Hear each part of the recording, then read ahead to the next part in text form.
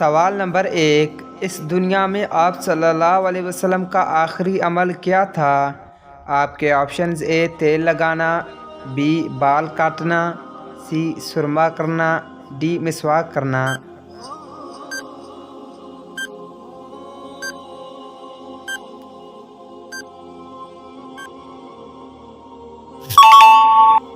درست option D مسواک کرنا۔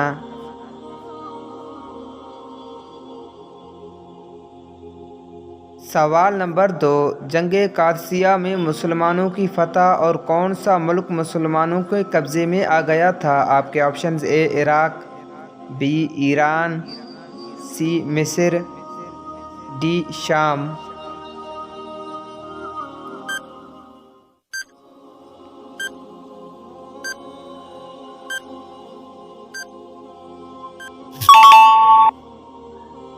درست آپشن بی ایران۔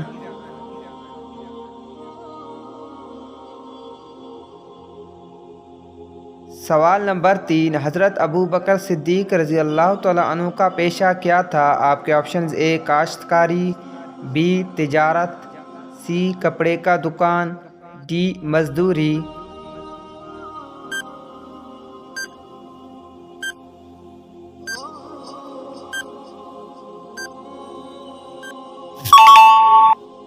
درست آپشن سی کپڑے کا دکان۔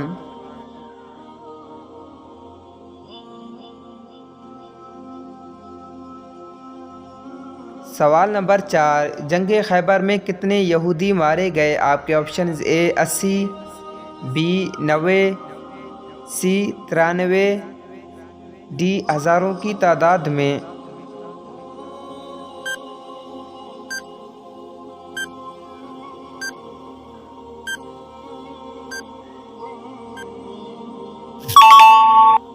درست آپشن سی 93۔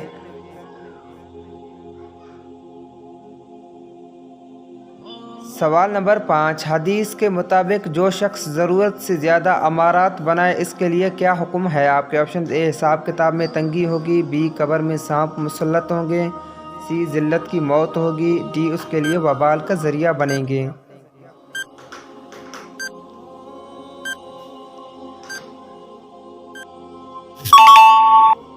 درست آپشن ڈی اس کے لیے وبال کا ذریعہ بنیں گے۔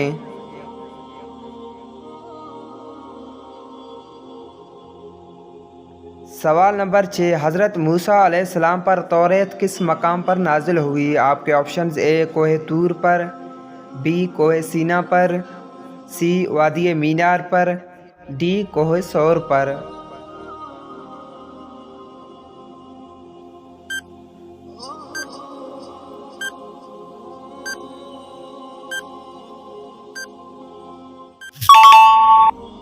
درست آپشن اے کوہ طور پر۔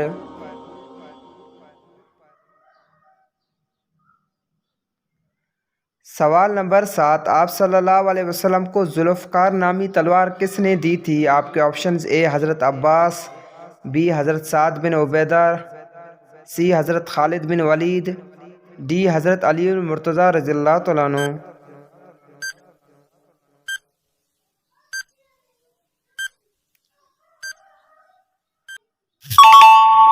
درست آپشن بی حضرت سعد بن عبیدہ رضی اللہ تعالیٰ عنہ۔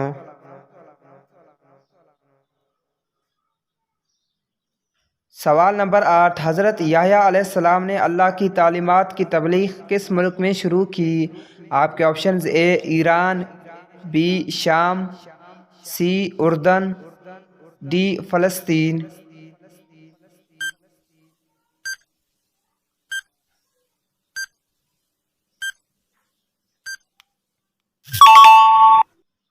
درست آپشن سی اردن۔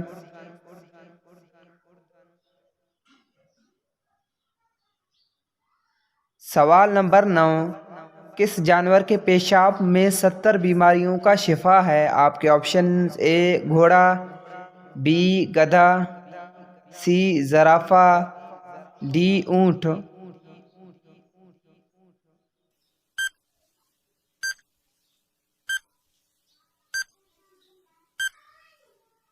ایک دوست نے مجھے بتایا کہ ایک حدیث کے مطابق اونٹ کا پیشاب میں 70 بیماریوں کا شفا ہے۔ کیا یہ بات بالکل درست ہے؟ جس کو میرا دل تسلیم نہیں کرتا۔ مفتی اکرام سے آپ جواب سنیے۔ ایک حدیث جس کو حدیث ارنبی بھی کہا جاتا ہے، اس میں مذکور ہے کہ ارنیا کے کچھ لوگ مدینہ منورہ میں آئے۔ انہیں مدینہ منورہ کی آب و ہوا مواقف نہیں آئی، بیمار ہو گئے، تو رسول اللہ صلی اللہ علیہ وسلم نے ان کی بیماری کے علاج کے لیے اونٹنی کا دودھ اور پیشاب تجویز کیا تھا۔ یہ لوگ صدقات بیت المال کے اونٹوں کے پاس چراگاہ میں چلے گئے اور رسول کریم صلی اللہ علیہ وسلم کے چراواہے کو شہید کر کے اونٹ حقہ کر لے گئے تھے۔ ان کا تعاقب کیا گیا اور پکڑنے کے بعد انہیں سزا قتل کیا گیا، ہاتھ پیر بھی کاٹے گئے، وغیرہ وغیرہ۔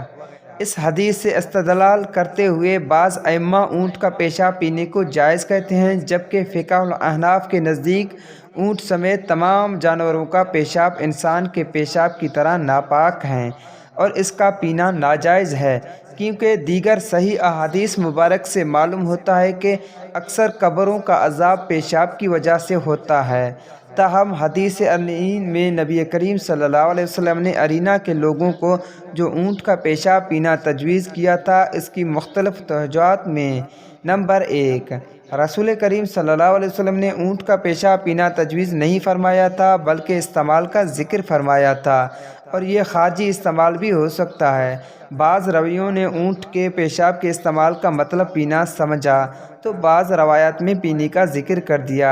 اس قبیلے کے لوگوں نے سمجھا کہ پینا مراد ہے اور انہیں اونٹ کا پیشاب پیا بھی۔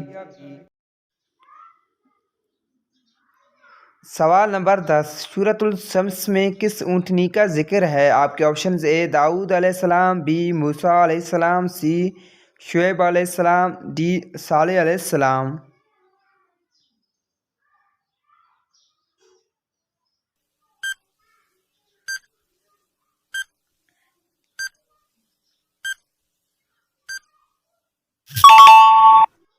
درست آپشن ڈی، حضرت صالح علیہ السلام۔ ویڈیو کو لائک کر دیں، چینل کو سبسکرائب کر لیں۔